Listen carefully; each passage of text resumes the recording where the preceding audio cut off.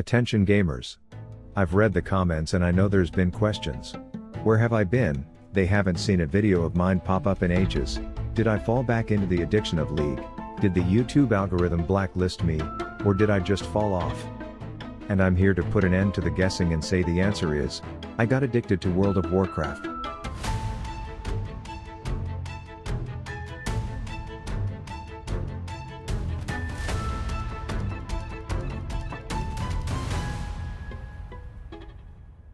So yes, it all goes back to me being the two-time, not to be confused with the two-time pedophile whose fanboys are even up to no good, but rather 2 times through this world and hardcore WoW, to the point where I never really got to play the game without having to pucker my anus at all times.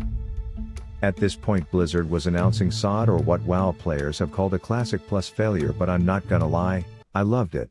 As a League player I learned a bunch of ways to ruin the gaming experience for other players. Then as a League player I found all the unethical ways to exploit the game for my own benefit. It was popular at the time to talk about how dead the game was and how much of a failure it turned out to be, all while I was that one guy who was unbooning full world buffs and popping consumes in battlegrounds.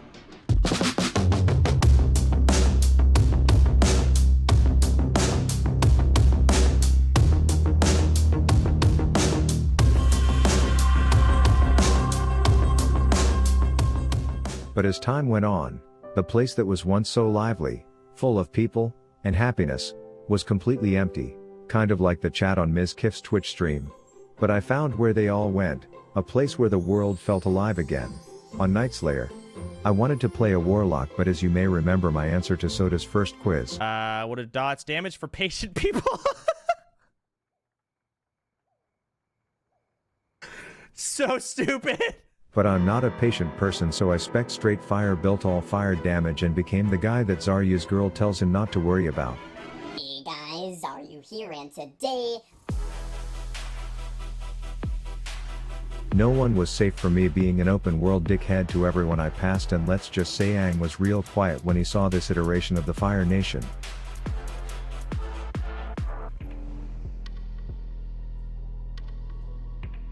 I continued establishing my dominance all the way to the highest level, where I would turn sweaty horde gamers into Undercity's own SEAL Team 6, winning every dick measuring contest there was to win, but I avoided raiding because from what I saw I didn't think I would enjoy it.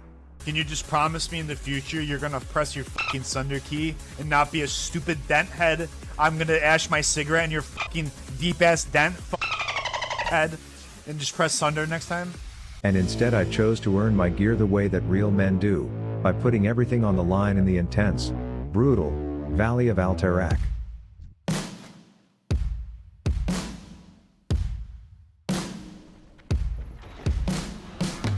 So I thawed some clams out and dropped them in.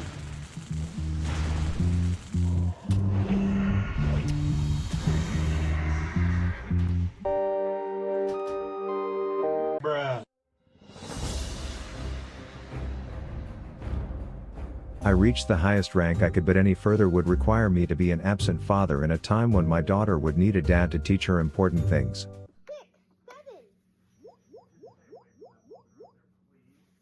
This was when the Burning Crusade was announced, new content and a new race to join the ranks of some of the scariest, most badass members of the Horde, as I could only imagine just how terrifying this new addition would be.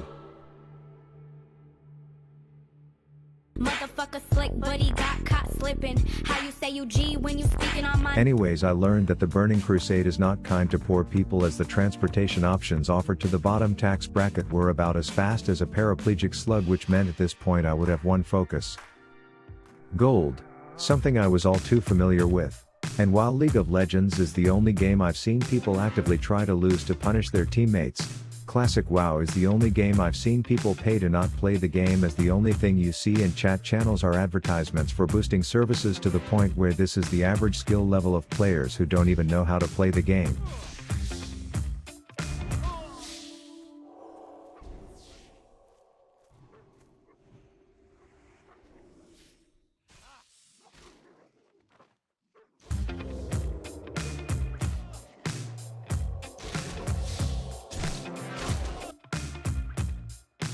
So my first thought was to make a mage, get my pirate software on, blame others for my own misplays, until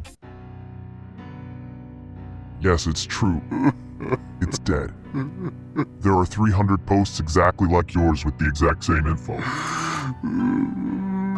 With boost taken out of the game, this means people will have to find other ways to level, which means you should probably invest in a leveling guide to save you countless hours of time. Rested XP is the industry leader and what I've been using throughout my addiction, as the makers of it have min-maxed every little thing about leveling.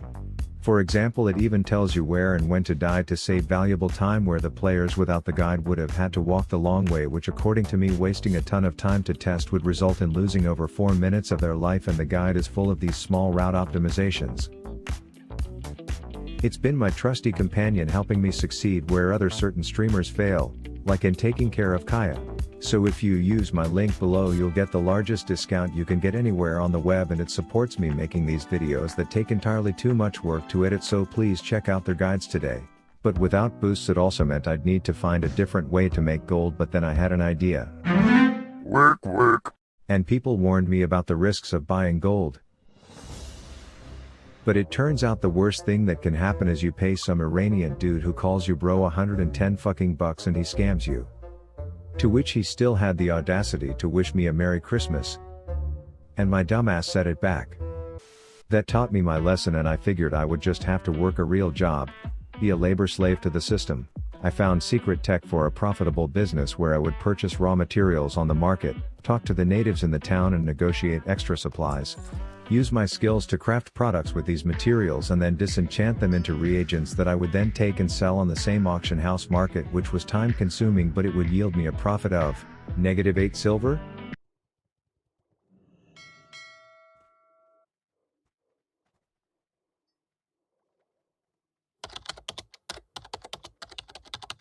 Then I stumbled across a 4-year-old video from someone who my first impression would be I'd trust this guy to watch my kids, who showed a rogue stealth farm technique that is the sole reason why I'm using my RXP guide for the 50th time to level this bald orc, and after unironically spending a bunch of gold to twink out the character whose sole purpose was to make me gold, I had bis weapons and was ready for the true rogue experience.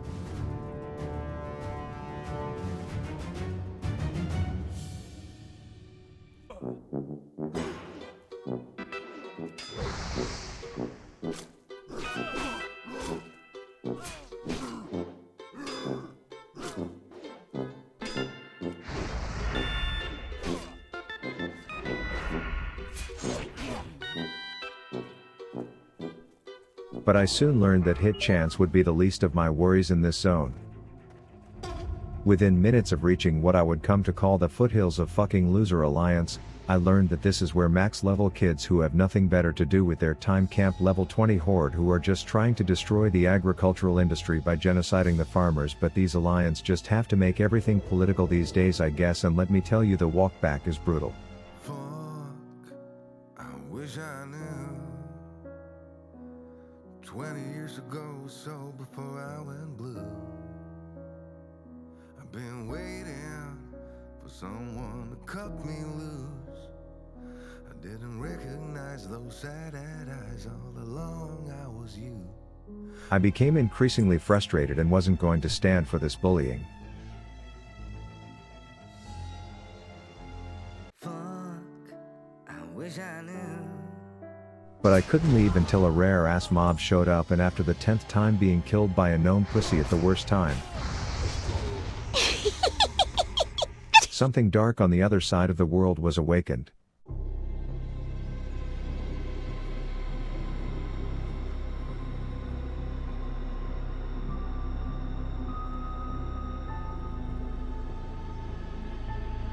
With each time one of these no-good Virgin 60s would come in and piss me off, the force would grow stronger and closer. While I was defenseless, begging for my life, it was approaching.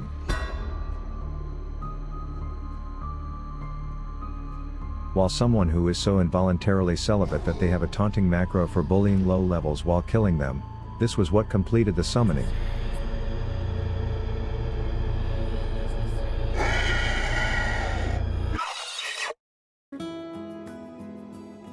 So yeah, where I've been is in Azeroth, addicted to this game, waiting for this portal to open, and willing to shout out anyone who mails gold to Ravlock on Nightslayer because God knows I've tried every other way.